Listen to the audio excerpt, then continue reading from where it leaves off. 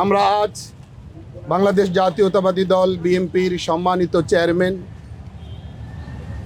যিনি দীর্ঘ 17 বছর পর দেশে ফেরত এসেছেন এবং জাতিকে নেতৃত্ব দিয়ে যাচ্ছেন, আমরা সেই মহান নেতা জনাব তারেক রহমান সাহেবের সঙ্গে আজকে সাক্ষাৎ করতে এসেছিলাম।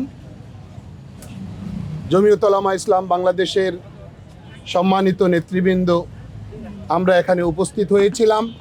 দলের সম্মানিত সভাপতি আল্লামা ওবায়দুল্লাহ ফারুক সাহেব, সহসভাপতি সিনিয়র সহসভাপতি আল্লামা আব্দুর রব ইউসুফি সাহেব, সহসভাপতি মাওলানা জুনায়েদ আল হাবিব সাহেব, সহসভাপতি মাওলানা নাজমুল হাসান কাসমি সাহেব, আমি মহাসচিব মাওলানা মঞ্জুরুল ইসলাম আফিন্দি, সিনিয়র যুগ্ম মহাসচিব মাওলানা বাহাউদ্দিন জাকারিয়া, যুগ্ম মহাসচিব মুফতি মনির হোসেন কাসিমি।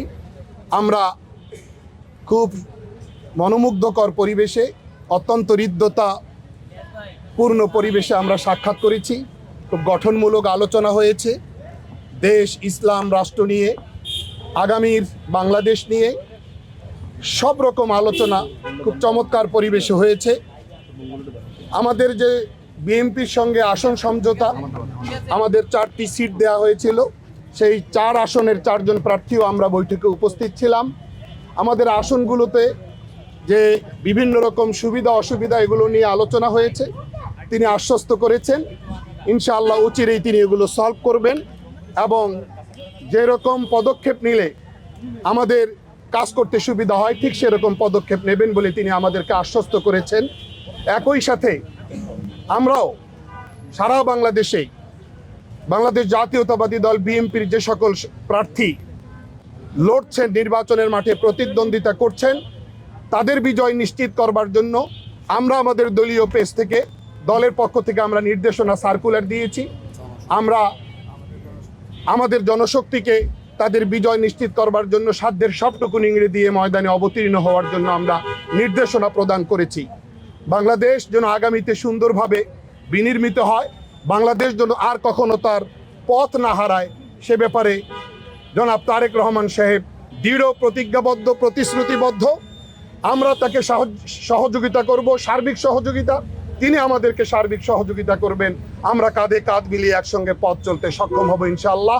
আগামীর বাংলাদেশ সুন্দরভাবে বিনির্মিত হবে, আগামীর বাংলাদেশ সুন্দরভাবে পরিচালিত হবে, সেই প্রত্যাশা, সেই আশা আমরা ব্যক্ত করছি।